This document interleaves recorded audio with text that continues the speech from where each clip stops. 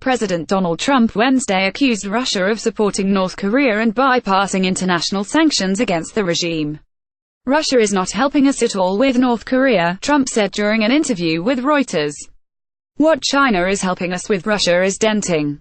In other words, Russia is making up for some of what China is doing."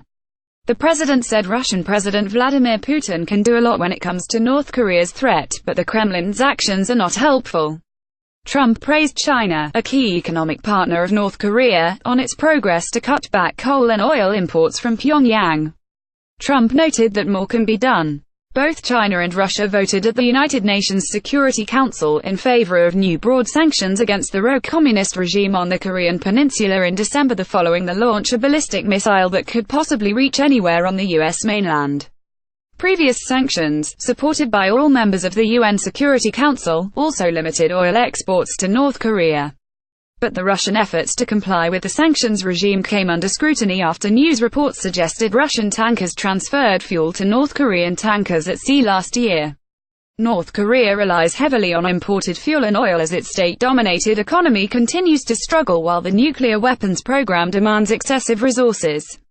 The Kremlin has not yet issued a response to Trump's accusations, but assured last year that the country has fully and strictly observed the sanctions regime.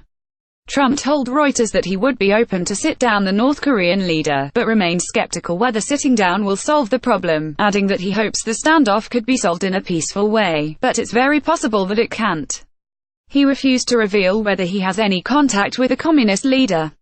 White House Chief of Staff John Kelly also declined to comment Wednesday night whether the president is in touch with Kim. "There are open channels, but I would prefer not to comment," Kelly told Brett Baier on Special Report.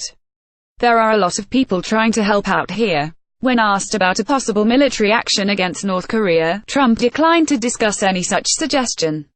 "We're playing a very, very hard game of poker and you don't want to reveal your hand," he said.